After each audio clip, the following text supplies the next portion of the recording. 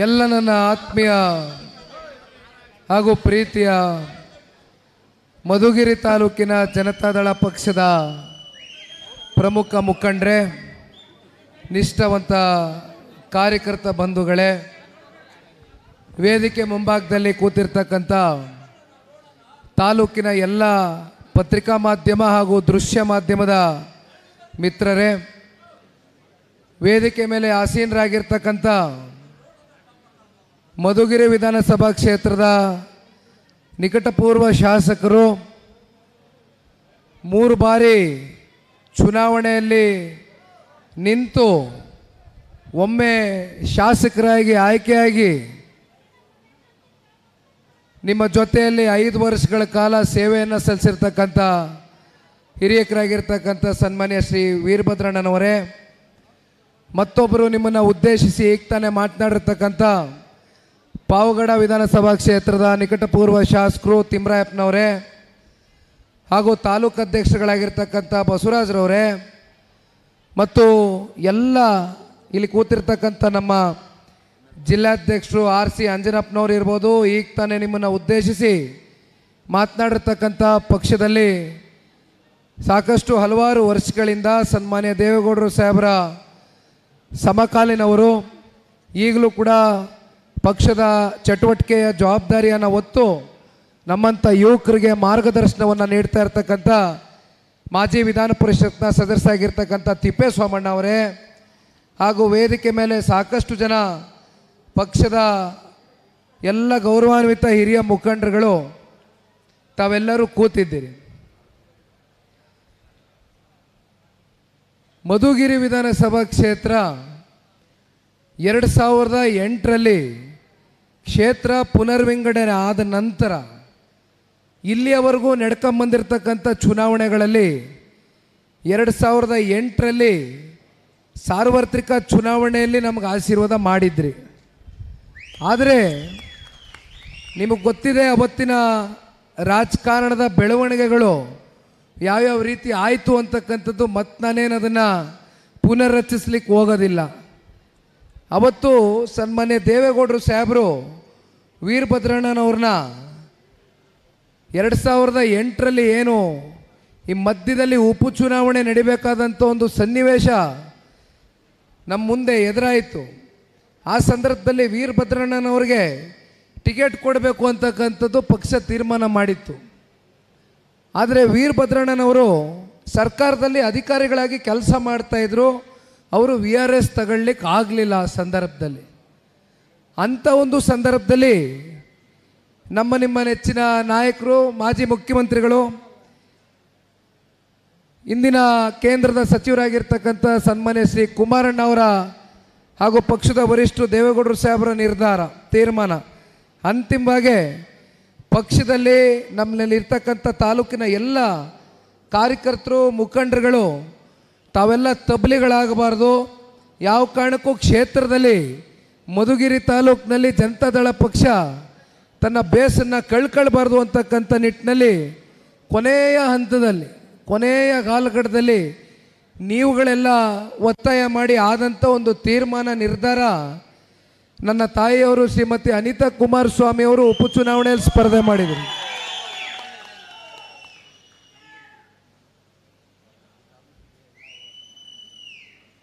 ಬಹುಶಃ ರಾಜ್ಯದಲ್ಲಿ ಅವತ್ತು ನಡೆದಂಥ ಉಪಚುನಾವಣೆಗಳ ಪೈಕಿ 3-3.5 ಸಾವಿರ ಅಂತರದಿಂದ ಅನಿತಾ ಕುಮಾರಸ್ವಾಮಿ ಅವರು ನಿಮ್ಮೆಲ್ಲರ ಆಶೀರ್ವಾದದಿಂದ ಮಧುಗಿರಿ ಕ್ಷೇತ್ರದಲ್ಲಿ ಆಯ್ಕೆಯಾದರು.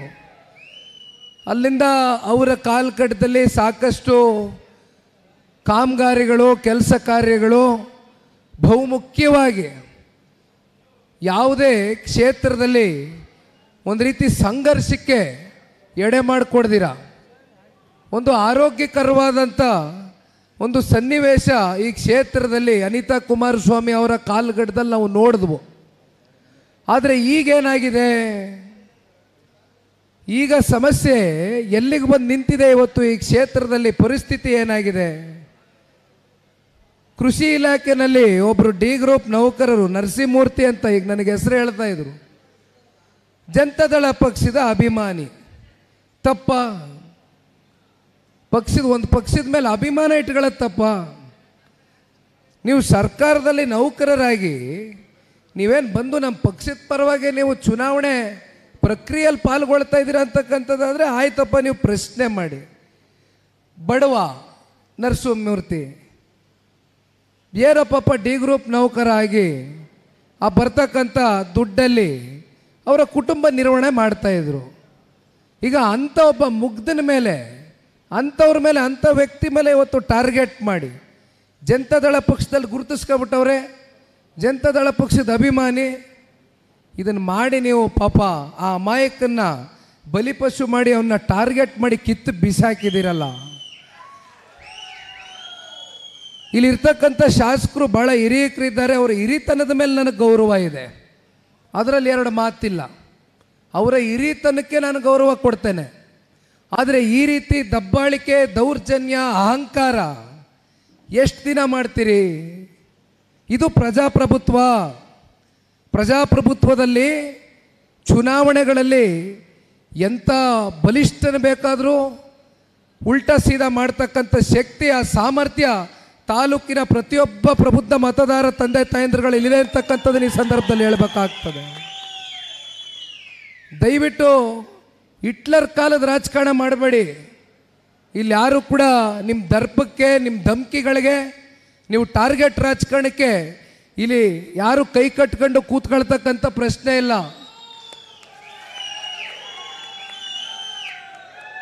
ನಾನು ವೀರಭದ್ರಣ್ಣನವರಿಗೆ ದಯಮಾಡಿ ಒಂದು ಈ ವೇದಿಕೆಯಲ್ಲಿ ಮನವಿಯನ್ನು ಮಾಡಲಿಕ್ಕೆ ಇಚ್ಛೆ ಪಡ್ತೇನೆ. 3 ಬಾರಿ ಚುನಾವಣೆಯನ್ನೇ ಎದುರಿಸಿದ್ದಾರೆ ವೀರಭದ್ರಣ್ಣನವರು. 18ರಲ್ಲಿ ಚುನಾವಣೆ ಪ್ರಚಂಡ ಬಹುಮತದಿಂದನೇ ಗೆದ್ದಿದ್ದಾರೆ, ಕಮ್ಮಿ ಅಂತ ಏನಲ್ಲ. ವೀರಭದ್ರಣ್ಣನವರೇ, ನೀವು 3 ಸಲ ಚುನಾವಣೆಗೆ ನಿಂತು 1 ಸಲ ಗೆದ್ದಿದ್ದೀರಿ. ನಾನು 3 ಸಲಿನೂ ರಾಜಕೀಯ ಷಡ್ಯಂತ್ರಕ್ಕೆ ಬಲಿಪಶು ಮಾಡಿದಾರೆ. ನಿನ್ನ ಇನ್ನೂ ಬೀದಿಲಿ ಓಡಾಡ್ತಾ ಇದ್ದೀನಲ್ಲ, ನಾನು ಇನ್ನೂ ಪಕ್ಷ ಕಟ್ಟಬೇಕು ಅಂತ ತೀರ್ಮಾನ ಮಾಡಿದ್ದೀನಲ್ಲ. ದಯವಿಟ್ಟು ಛಲ ಕಳ್ಕೊಳ್ಳೋದು ಬೇಡಣ, ಹಠ ಕಳ್ಕೊಳ್ಳೋದು ಬೇಡ. ಇದು ನನ್ನ ಪ್ರಶ್ನೆ ಆಗಲಿ ಅಥವಾ ಮತ್ತೊಬ್ಬರ ಪ್ರಶ್ನೆ ಆಗಲಿ ಅಲ್ಲ. ಇದು ಸಹಸ್ರಾರು ಸಂಖ್ಯೆಯಲ್ಲಿ ಈ ಪಕ್ಷವನ್ನು ಕಟ್ಟಿ ಬೆಳೆಸಿರ್ತಕ್ಕಂಥ ನಿಷ್ಠಾವಂತ ಕಾರ್ಯಕರ್ತರುಗಳ ಪ್ರಶ್ನೆ ಇದು. ಅವ್ರಿಗೆ ನಾವು ರಕ್ಷಣೆ ಕೊಡಬೇಕಾಗಿದೆ, ಅವರ ಜೊತೆಯಲ್ಲಿ ಬೆನ್ನೆಲುಬಾಗಿ ನಿಲ್ಲಬೇಕಾಗಿದೆ. ಕೆಟ್ಟ ಕೆಲಸಕ್ಕೆ ನಾವು ರಕ್ಷಣೆ ಕೊಡಬೇಕು ಅಂತ ನಾನು ಹೇಳ್ತಾ ಇಲ್ಲ. ಆದರೆ ಏನು ತಪ್ಪೇ ಮಾಡದಿರೋಂತಕ್ಕಂಥ ಅಮಾಯಕ ಕಾರ್ಯಕರ್ತರ ಮೇಲೆ ಈ ರೀತಿ ದೌರ್ಜನ್ಯ ಎಸೆತಕ್ಕಂಥದ್ದು ಇವೆಲ್ಲ ಆದಂಥ ಸಂದರ್ಭದಲ್ಲಿ ಇವತ್ತು ನಿಖಿಲ್ ಕುಮಾರಸ್ವಾಮಿ ನಿಷ್ಠಾವಂತ ಕಾರ್ಯಕರ್ತನಾಗಿ, ಜನತಾದಳ ಪಕ್ಷದ ಒಬ್ಬ ಕಾರ್ಯಕರ್ತನಾಗಿ ಹೇಳ್ತಾ ಇದ್ದೇನೆ, ಮಧುಗಿರಿ ವಿಧಾನಸಭಾ ಕ್ಷೇತ್ರ ನಮಗೆ ಮಾತೃ ಕ್ಷೇತ್ರ ಇದ್ದಂಗೆ. ಯಾವ ಕಾರಣಕ್ಕೂ ನಿಮ್ಮನ್ನು ಬಿಟ್ಕೊಡ್ತಕ್ಕಂಥ ಪ್ರಶ್ನೆ ಇಲ್ಲ. ನೀವು ಯಾರು ಕೂಡ ಆತಂಕಕ್ಕೆ ಒಳಗಾಗಬೇಕಾಗಿಲ್ಲ. ವೀರಭದ್ರಣ್ಣನವರು ನಾವು ಸುದೀರ್ಘವಾಗಿ ಮೊನ್ನೆ 15 ದಿನದಿಂದ ಮಾತನಾಡಿದ್ವು. ಸ್ವಲ್ಪ ಅವ್ರಿಗೆ ಎಲ್ಲೋ ಇನ್ನೂ ಮನಸ್ಸಿನಲ್ಲಿ ಯಾವ ರೀತಿ ಹೆಜ್ಜೆ ಹಾಕಬೇಕು, ಯಾವ ರೀತಿ ಒಂದು ವೇಗ ಕೊಡಬೇಕು ಅಂತಕ್ಕಂಥದ್ದು ಇನ್ನೂ ಅವರು ಡಿಸ್ಟರ್ಬೆನ್ಸಲ್ಲಿ ಇದ್ದಾರೆ, ಇಲ್ಲ ಅಂತ ಏನಿಲ್ಲ. ನಾನು ಅವರು ಕೂತ್ಕೊಂಡು ಮುಕ್ತವಾಗಿ ಚರ್ಚೆ ಮಾಡಿದ್ದೀನಿ, ನಿಮಗೂ ಗೊತ್ತಿದೆ, ಹೌದಲ್ವೇ? ಇವತ್ತು ನೀವೆಲ್ಲ ನಮ್ಮ ಕುಟುಂಬದವರು, ನಿಮ್ಮ ಹತ್ರ ನೇರವಾಗಿ ನಾನು ಮಾತನಾಡಬೇಕಾಗ್ತದೆ. ಇವತ್ತು ನಾನು ರಾಜ್ಯ ಪ್ರವಾಸ ಮಾಡ್ತಾ ಇರೋ ಉದ್ದೇಶ ಏನು ಗೊತ್ತೇನಣ್ಣ? ನಿಮಗೆಲ್ಲ ಅನಿಸಿರ್ಬೋದು, ಇದೇನಪ್ಪ ಯಾವುದು ಚುನಾವಣೆನೇ ಇಲ್ಲವೇ, ಇನ್ನು 3 ವರ್ಷ ಅದೇ ಸಾರ್ವತ್ರಿಕ ಚುನಾವಣೆಗೆ, ವಿಧಾನಸಭಾ ಚುನಾವಣೆ 3 ವರ್ಷ ಅದೇ, ಜಿಲ್ಲಾ ಪಂಚಾಯತಿ ಚುನಾವಣೆ, ತಾಲೂಕ್ ಪಂಚಾಯತಿ ಚುನಾವಣೆ ಇನ್ನೂ ಘೋಷಣೆನೇ ಆಗಿಲ್ಲ, ಗ್ರಾಮ ಪಂಚಾಯತಿ ಚುನಾವಣೆ ಡಿಸೆಂಬರ್ ತಿಂಗಳಲ್ಲದೆ. ಇದೇ ನಿಖಿಲ್ ಕುಮಾರಸ್ವಾಮಿ ಇಷ್ಟು ಬೇಗ ಹೊರಟುಬಿಟ್ಟವನೆಲ್ಲ ರಾಜ್ಯ ಪ್ರವಾಸ ಅಂತ ನಿಮ್ಗೆ ಅನಿಸಿರ್ಬೋದು. ನನಗೆ ತಮ್ಮಗಳ ಸಂಪರ್ಕ, ಸಂಬಂಧ, ಬಾಂಧವ್ಯ, ನಿಮ್ಮ ಪ್ರೀತಿ ವಿಶ್ವಾಸಕ್ಕೆ ನಾನು ಸದಾ ಚಿರುಣೆ. ಅದಕ್ಕೋಸ್ಕರ ದೇವೇಗೌಡರು ಸಾಹೇಬರಿಗೆ ಅವ್ರ ಹೋರಾಟಕ್ಕೆ ಪ್ರತಿಫಲವಾಗಿ ಬೆನ್ನೆಲುಬಾಗಿ ನಿಂತಿದ್ದೀರಿ. ಕ್ಷೇತ್ರದ ಜನ ಕಾರ್ಯಕರ್ತರು ಹೃದಯದಲ್ಲಿ ಸ್ಥಾನ ಕೊಟ್ಟಿದ್ದೀರಿ. ಅದೇ ರೀತಿ ಸನ್ಮಾನ್ಯ ಕುಮಾರಣ್ಣವ್ರಿಗೆ ಹೃದಯದಲ್ಲಿ ಸ್ಥಾನ ಕೊಟ್ಟಿದ್ದೀರಿ. ಅನಿರೀಕ್ಷಿತವಾಗಿ ಬಂದು ಚುನಾವಣೆ ನಿಂತಂತ ನಮ್ಮ ತಾಯಿ ಅನಿತಾ ಕುಮಾರಸ್ವಾಮಿ ಅವ್ರನ್ನ ಗೆಲ್ಲಿಸಿ ಆಶೀರ್ವಾದ ಮಾಡಿದ್ದೀರಿ. ಎಲ್ಲಿ ಅಂತ ಹೋಗ್ಲಣ್ಣ, ನಿಮ್ಮ ಜೊತೆ ಇರ್ತೀನಿ ಅಷ್ಟೇ. ನಿಮ್ಮ ಜೊತೆ ಇರ್ತೀನಿ ಅಷ್ಟೆ. ನನಗೆ ಅಣ್ಣ, ನನಗೆ ನನ್ನ ಮುಂದೆ ಇರ್ತಕ್ಕಂಥ ಸವಾಲು ನಿಮಗೆ ತಿಳಿಸ್ಬಿಡ್ತೀನಿ. ನಿಖಿಲ್ ಕುಮಾರಸ್ವಾಮಿಗೆ ಒಬ್ಬ ಸಂಸದ ಆಗಬೇಕು, ಒಬ್ಬ ಶಾಸಕ ಆಗ್ತಕ್ಕಂಥದ್ದು ಇವೆರಡೇ ಗುರಿ ಅಂತಕ್ಕಂಥದ್ದಾದರೆ 24 ತಾಸು ಯಾವುದಾದ್ರೂ ಕ್ಷೇತ್ರ ಆಯ್ಕೆ ಮಾಡ್ಕೊಂಡು ಮದುವೆ, ಸಾವು ನೋವು ಎಲ್ಲ ಕಾರ್ಯಕ್ರಮಗಳು ಗುರ್ಸ್ಕೊಂಡು ಓಡಾಡಿದ್ರೆ ನನಗಿರ್ತಕ್ಕಂಥ ರಾಜಕೀಯದ ಇತಿಹಾಸಕ್ಕೆ 100ಕ್ಕೆ 100 ಜನ ಆಶೀರ್ವಾದ ಮಾಡ್ತೀರಿ. ಆದರೆ ನನ್ನ ಮೊದಲನೇ ಚುನಾವಣೆ ಸೋಲು ಯಾವ ರೀತಿ ಆಯಿತು ನೋಡಿದ್ದೀರಿ. ಎಲ್ಲ ಸೇರ್ಕೊಂಡ್ರು, ಮುಗಿಸಿದ್ರು. ಕುಮಾರಣ್ಣ ಈ ರಾಜ್ಯದ ಮುಖ್ಯಮಂತ್ರಿಗಳ ಮಗನ್ನ ಮುಗಿಸಿದ್ರೆ ಸರ್ಕಾರ ಕೆಡಬೋದು ಅಂತ ಎಲ್ಲ ಸೇರ್ಕೊಂಡ್ರು. ಇಂಥವ್ರು ಬಿಟ್ಟರು ಅನ್ನೋದಿಲ್ಲ, ನಿಂತ್ಕೊಂಡ್ರು. ಇನ್ನು ರಾಮನಗರ ಅಲ್ಲಿ ಪಾಪ ನಮ್ಮ ಜಿಲ್ಲೆನಲ್ಲಿ ಒಂದಷ್ಟು ಜನ ಮಹಾನ್ ನಾಯಕರಿದ್ದಾರೆ, ಇಲ್ಲವರಲ್ಲ, ಅವ್ರಿಗೂ ಮೀರಿ ಒಂದು ಹೆಜ್ಜೆ ಮಹಾನ್ ನಾಯಕರುಗಳು ಬೆಳೆದ್ಬಿಟ್ಟವ್ರು ಪಾಪ ನಮ್ಮ ಜಿಲ್ಲೆಯಲ್ಲಿ. ಅವರು ಅದೇ ಕತೆ ಪಾಪ. ರಾತ್ರೋರಾತ್ರಿ ಪರಿಶಿಷ್ಟ ವರ್ಗದ, ಪರಿಶಿಷ್ಟ ಜನಾಂಗದ ಕೆಲವೊಂದಷ್ಟು ಸಮುದಾಯನ ಟಾರ್ಗೆಟ್ ಮಾಡ್ಕೊಂಡು ಅದೆಂಥದೋ ಕೂಪನ್ ಕಾರ್ಡು 5,000 ರೂಪಾಯಿ ಸಿಗ್ತದೆ ನಿಮಗೆ ರೇಷನ್ನು, ನನಗೆ ಓಟ್ ಹಾಕ್ಬಿಟ್ರೆ ಅಂತ ಯಾಮಾರಿಸಿದ್ರು. ಪಾಪ ತುಂಬ ಜನ ಮುಗ್ಧರು ಆ ಕೂಪನ್ ಕಾರ್ಡ್ ತಗೊಂಡ್ರು, ನಮಗೆ ರೇಷನ್ ಸಿಗ್ತದೆ ಒಂದು 5,000 ರೂಪಾಯಿ. ಪಾಪ ಅವ್ರ ಜೀವನ 5,000 ರೂಪಾಯಿ ಅವ್ರಿಗೆ ದೊಡ್ಡದು. ನಾನು ತಪ್ಪು ಅಂತ ಹೇಳಲಿಕ್ಕಿಲ್ಲ, ನಾನು ಜನಗಳ ಮೇಲೆ ದೂಷಣೆ ಮಾಡಲಿಕ್ಕಿಲ್ಲ. ಅವ್ರಿಗೆ ಅವತ್ತು ದೊಡ್ಡದಿತ್ತು, ಮಾಡಿದರು. ಅಂತಿಮವಾಗಿ ಪಾಪ ಮುಗ್ಧ ಜನತೆ ಮತ ಹಾಕಿಸ್ಕೊಂಡಂಥ ಮಾನಭಾವ 5,000 ರೂಪಾಯಿ ಟೋಕನ್ನು ಇಲ್ಲ, ಕೂಪನ್ನು ಇಲ್ಲ, ರೇಷನ್ನು ಇಲ್ಲ, ಓಡೋದ ಸುಮ್ಮನೆ ಓಡಾಡ್ಕೊಂಡು ಅವನೀಗ.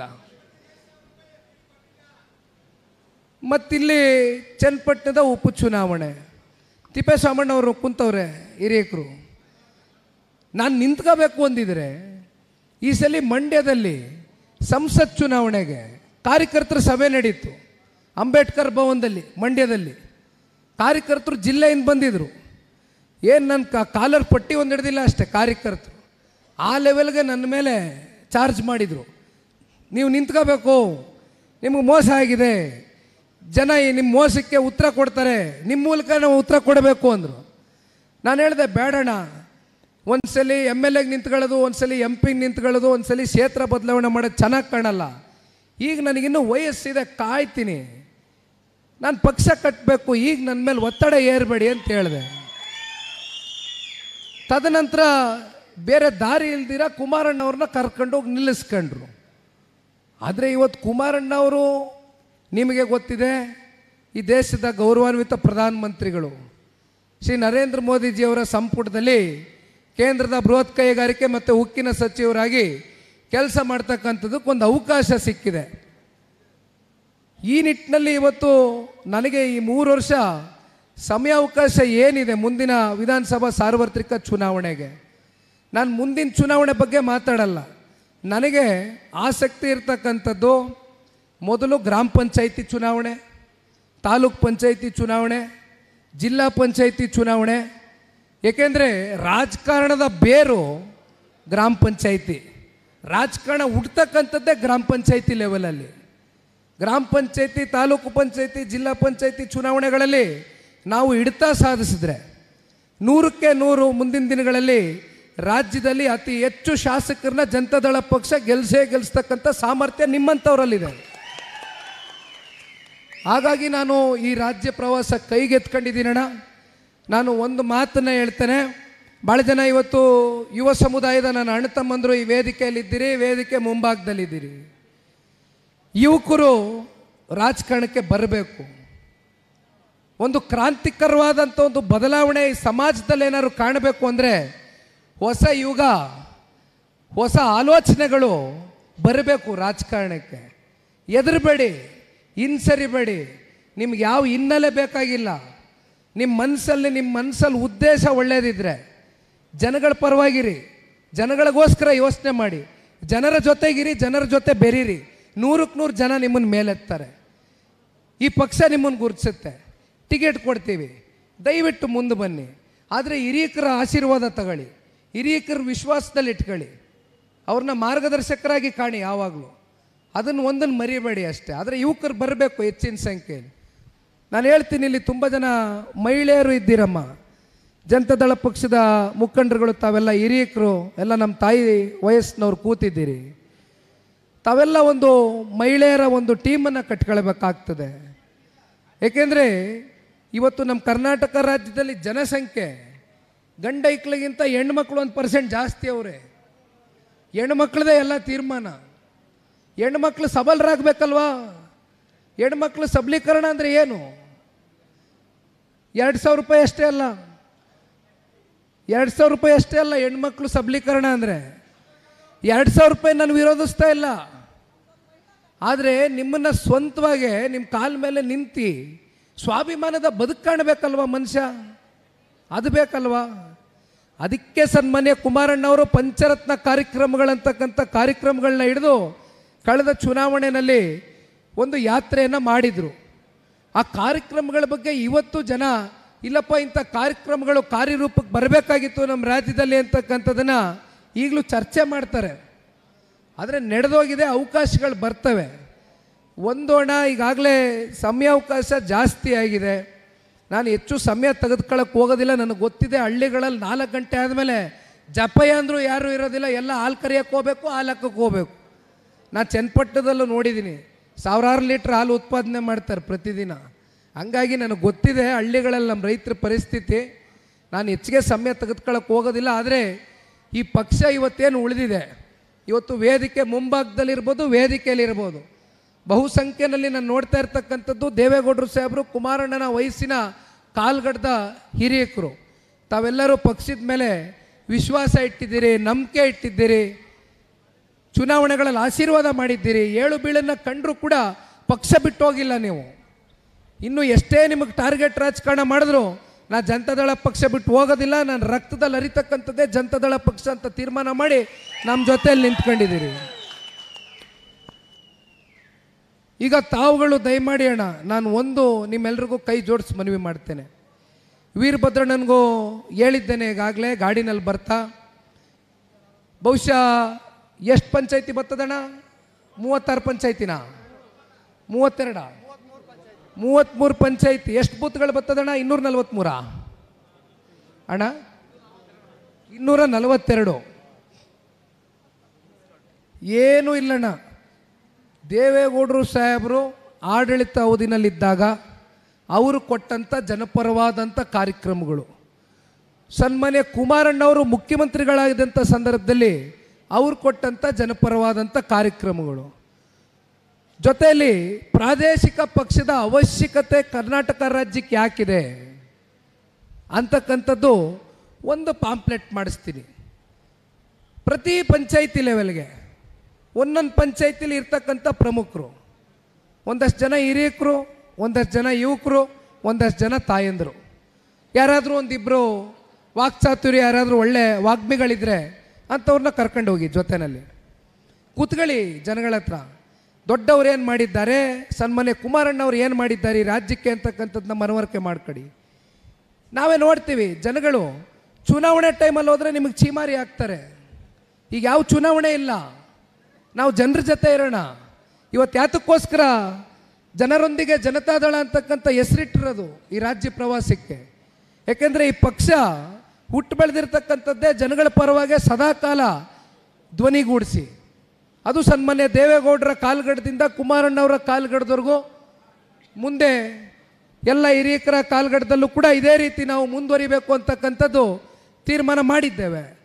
ಹಾಗಾಗಿ ಈಗ ಯಾಕೆ ಚುನಾವಣೆ ಇಲ್ಲ, ಒಂದು 30 ದಿನ ಸಮಯಾವಕಾಶ ಮೀಸಲಿಡಿ ಪಕ್ಷಕ್ಕೋಸ್ಕರ. ಯಾಕೆ ನೀವು ನಾಳೆ ಶಾಸಕರು ನೋಡೋದಿಲ್ಲ ಮುಂದಿನ ಸಾರ್ವತ್ರಿಕ ಚುನಾವಣೆಯಲ್ಲಿ ಅಂತ ಪ್ರಶ್ನೆ ಮಾಡ್ಕೊಳ್ಳಿ. ಹಾಗಾಗಿ ಇವತ್ತೇನು ಈ ಮಿಸ್ಡ್ ಕಾಲ್ ಕ್ಯಾಂಪೇನ್ನ ಆಯೋಜನೆ ಮಾಡ್ಕೊಂಡಿದ್ದೇವೆ. ನಂಬರು ಈಗಾಗಲೇ ಅಧಿಕೃತವಾಗಿ ಇಡೀ ರಾಜ್ಯ ವ್ಯಾಪ್ತಿ ಪತ್ರಿಕೆಗಳಲ್ಲಿ, ಹಲವಾರು ಮಾಧ್ಯಮಗಳಲ್ಲಿ ಎಲ್ಲ ಕಡೆ ಪ್ರಸಾರ ಆಗಿದೆ. ಈಗ ಈ ನಂಬರು ನಿಮಗೆ ಒಂದ್ಸಲಿ ನಾನು ನಂಬರ್ನ ಹೇಳ್ಬೋದಣ್ಣ? 500 ಜನ ಒಂದೇ ಸಲ ಫೋನ್ ಮಾಡಿದ್ರು ಜಾಮ್ ಆಗೋದಿಲ್ಲ, ದಯಮಾಡಿ ಹೊಡಿಬೋದು. ಆ ಥರ ಸಿಸ್ಟಮ್ ಮಾಡಿ ಬಿಟ್ಬಿಟ್ಟಿದ್ದೀವಿ. ನಂಬರ್ ಹೇಳ ದಯಮಾಡಿ ಇಲ್ಲಿ ಕುಂತಿರೋರೇ ಒಂದು ಹೊಡೆದು ಬಿಡ್ರಿ ಹಳ್ಳಿಗೆ ಹೋಗೋಕ್ಕಿಂತ ಮುಂಚೆ. 9996402028 2028 ನಂಬರು.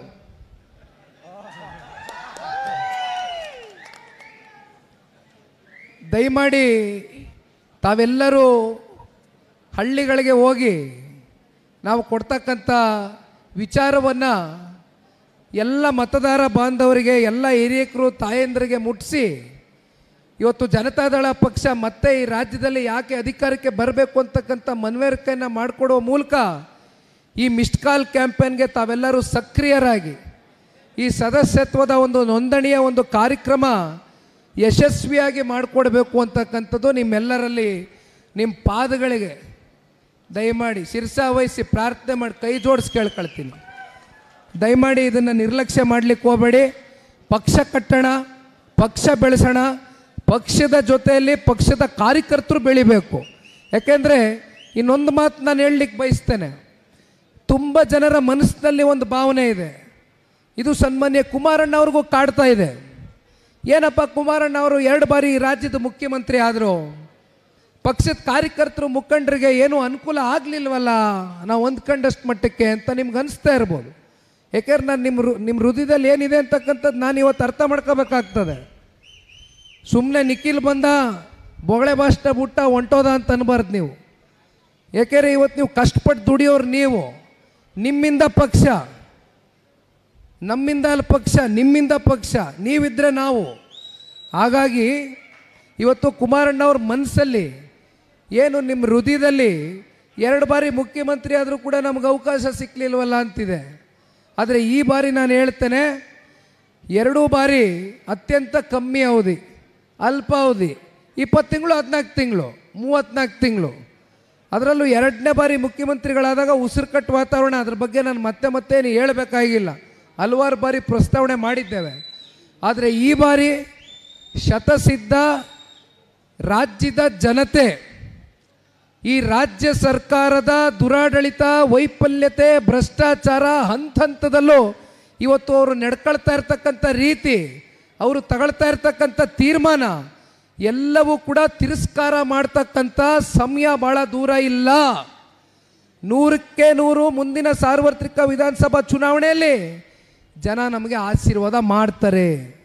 ಆದರೆ ನಾವು ಜನರ ಜೊತೆಯಲ್ಲಿ ಇರಬೇಕು, ಜನರ ವಿಶ್ವಾಸದಲ್ಲಿ ಇರಬೇಕು, ಜನರ ಧ್ವನಿಯಾಗಿ ಕೆಲಸ ಮಾಡಬೇಕಣ್ಣ. ಅದೊಂದು ನಿಮಗೆ ಕೈ ಜೋಡಿಸಿ ಮನವಿ ಮಾಡ್ತೀನಿ. ಆಮೇಲೆ ನಾನು ಇವತ್ತು ಒಂದಿನ ಸಭೆ ಮುಗಿಸಿ ಹೋಗ್ತೀನಿ ಅಂತ ಯಾರೂ ಅನ್ಯತಾ ಭಾವಿಸ್ಬೇಡಿ. ನಾನು ಒಂದಲ್ಲ ಇನ್ನೂ 10 ಬಾರಿ ಬರ್ತೀನಿ, 20 ಬಾರಿ ಬರ್ತೀನಿ ಮುಂದಿನ ವಿಧಾನಸಭಾ ಸಾರ್ವತ್ರಿಕ ಚುನಾವಣೆಗೆ ಮುಂಚಿತವಾಗಿ.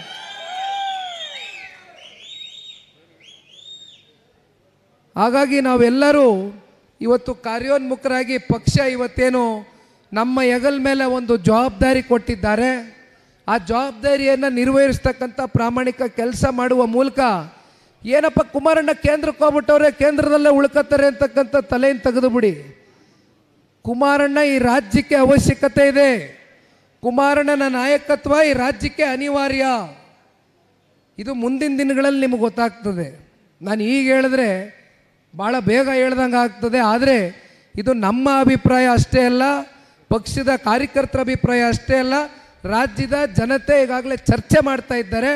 ಕುಮಾರಣ್ಣ ಅವರ ಕಾಲ್ಗಡದಲ್ಲಿ ಅಲ್ಪಾವಧಿ ಆದರೂ ಕೂಡ, ಅವರ ಅಧಿಕಾರ ಭಾಳ ಕಮ್ಮಿ ಅವಧಿ ಇದ್ದರೂ ಕೂಡ ಅವರು ಕೊಟ್ಟಂಥ ಜನಪರ ಕಾರ್ಯಕ್ರಮಗಳು, ಯೋಜನೆಗಳು, ಅವರು ಜನಗಳ ಹೃದಯವನ್ನು ಯಾವ ರೀತಿ ಒಂದು ರೀತಿ ಪ್ರೀತಿಯನ್ನು ಪಡೆದ್ರು, ಬಹುಶಃ ಯಾವ ರಾಜ್ಯದ ಮುಖ್ಯಮಂತ್ರಿಗಳು ಕೂಡ ಅಷ್ಟು ಹೃದಯಕ್ಕೆ ನಾಟ್ತಕ್ಕಂಥ ಕಾರ್ಯಕ್ರಮಗಳು ಇಲ್ಲಿವರೆಗೂ ಕೊಡಲಿಕ್ಕಾಗಿಲ್ಲ. ಹೃದಯ ಗೆದ್ದಿದ್ದಾರೆ ಕುಮಾರಣ್ಣವರು. ಮತ್ತೆ ಕುಮಾರಣ್ಣವರು ಈ ರಾಜ್ಯದ ಮುಖ್ಯಮಂತ್ರಿಗಳಾಗಿ ನೋಡಬೇಕು ಅಂತಕ್ಕಂಥ ಅಪೇಕ್ಷೆ ಮಗಂದಲ್ಲ, ಇದು ಜನಗಳಿಗೋಸ್ಕರ, ನಮ್ಮ ಸ್ವಾರ್ಥಕ್ಕೋಸ್ಕರ ಅಲ್ಲ, ಜನರ ಹಿತಾಸಕ್ತಿಗೋಸ್ಕರ, ಈ ರಾಜ್ಯದ ಸಮಗ್ರ ಅಭಿವೃದ್ಧಿಗೋಸ್ಕರ ಕುಮಾರಣ್ಣವರು ಮತ್ತೆ ಈ ರಾಜ್ಯದಲ್ಲಿ ಮುಖ್ಯಮಂತ್ರಿಗಳಾಗಬೇಕಣ್ಣ. ದಯಮಾಡಿ ನಾವು ನೀವೆಲ್ಲರೂ ಒಟ್ಟಾಗಿ ಕೈ ಜೋಡಿಸೋಣ, ಕೆಲಸ ಮಾಡೋಣ. ನಾನು ಕಾರ್ಯಕರ್ತನ ಕೆಲಸ ಮಾಡ್ತೇನೆ. ನನಗೆ ಯಾವ ಸ್ಥಾನಮಾನದ ಅಪೇಕ್ಷೆ ಇಲ್ಲ. ನನಗೆ ಯಾವ ರಾಜ್ಯಾಧ್ಯಕ್ಷ ಆಗಬೇಕಾಗಿಲ್ಲ, ಯಾವ ಶಾಸಕ ಆಗಬೇಕಾಗಿಲ್ಲ, ಯಾವ ಸಂಸದ ಆಗಬೇಕಾಗಿಲ್ಲ. ನನಗೆ ಸನ್ಮಾನ್ಯ ಕುಮಾರಣ್ಣ ಅವರು ಈ ರಾಜ್ಯದ ಮುಖ್ಯಮಂತ್ರಿಗಳಾಗಬೇಕು. ಅದರಿಂದ 7.5 ಕೋಟಿ ಕನ್ನಡಿಗರಿಗೆ ಒಂದು ಗೌರವ ಬರ್ತಕ್ಕಂಥ ನಿಟ್ಟಿನಲ್ಲಿ ಅವರ ಜೀವನವನ್ನು ಕಲ್ಪಿಸ್ತಕ್ಕಂಥ ಒಂದು ಪ್ರಾಮಾಣಿಕ ಕೆಲಸ ಸನ್ಮಾನ್ಯ ಕುಮಾರಣ್ಣ ಅವರು ಮಾಡ್ತಾರೆ ಅಂತಕ್ಕಂಥ ಒಂದು ಭರವಸೆಯಿಂದ ನಾವು ನೀವೆಲ್ಲರೂ ಇನ್ನು 3 ವರ್ಷಗಳ ಕಾಲ ಯಾವ ಕಾರಣಕ್ಕೂ ಮೂಲೆಯಲ್ಲಿ ಕೂರಬಾರ್ದಣ್ಣ. 3 ವರ್ಷ ಅಂದರೆ ಎಷ್ಟು ದಿನ ಬರ್ತದೆ? 1000 ದಿನ ಬರ್ತದೆ ಅಷ್ಟೇ. ಒಂದು ವರ್ಷಕ್ಕೆ 365 ದಿನ. ಪಾಪ ನೋಡ್ತಾ ಇದ್ದೆ ಮೊನ್ನೆ, ಈ ಒಂದು ವರ್ಷಕ್ಕೆ ಎಷ್ಟು ದಿನ ಬರ್ತದೆ ಅಂತ. ಒಬ್ಬರು ಮಹಿಳಾ ಮಂತ್ರಿ ಇದ್ದಾರೆ ಕಾಂಗ್ರೆಸ್ನಲ್ಲಿ, ಜ್ಞಾಪಿಸ್ಕತ್ತ ನಗು ಬಂತು ನನಗೆ ತಲೆಯಲ್ಲಿ. 360, 355, 320 ಅಂತಾರೆ ಮಹಿಳಾ ಮಂತ್ರಿ. ವರ್ಷಕ್ಕೆ ಎಷ್ಟು ದಿನ ಇದೆ ಅಂತ ಗೊತ್ತಿಲ್ಲ. ಪಾಪ ಅವರು ಮಂತ್ರಿ ಈ ರಾಜ್ಯ ಸರ್ಕಾರದಲ್ಲಿ. ಇರಲಿ, ಇಂಥವರೆಲ್ಲ ಮಂತ್ರಿಗಳಾಗಿದ್ದಾರೆ, ಏನಾಗ್ತದೆ ರಾಜ್ಯ ಎಲ್ಲಿಗೆ ಹೋಗ್ತದೆ ಇವರೆಲ್ಲ ಮಂತ್ರಿ ಆದರೆ. ಹಾಗಾಗಿ ಅಣ್ಣ, ನಿಮ್ಮೆಲ್ಲರ ಪ್ರೀತಿ, ವಿಶ್ವಾಸ, ಆಶೀರ್ವಾದ ಮಧುಗಿರಿ ವಿಧಾನಸಭಾ ಕ್ಷೇತ್ರದ ಎಲ್ಲ ನನ್ನ ಪ್ರೀತಿಯ ಆತ್ಮೀಯ JDSನ ಪ್ರಮುಖ ಮುಖಂಡರುಗಳೇ, ಕಾರ್ಯಕರ್ತ ಬಂಧುಗಳೇ, ಮಾಧ್ಯಮದ ಮಿತ್ರರೇ, ಇಲ್ಲಿ ಸೇರಿರ್ತಕ್ಕಂಥ ಎಲ್ಲ ರೈತಾಪಿ ವರ್ಗದ ಹಿರಿಯಕರೇ ಹಾಗೂ ನಮ್ಮ ಎಲ್ಲ ತಾಯಂದ್ರುಗಳೇ, ನಿಮ್ಮೆಲ್ರಿಗೂ ವಂದಿಸ್ತಾ ನನ್ನ 2 ಮಾತನ್ನು ಮುಗಿಸ್ತೇನೆ. ಜೈ ಹಿಂದ್, ಜೈ ಕರ್ನಾಟಕ, ಜೈ JDS.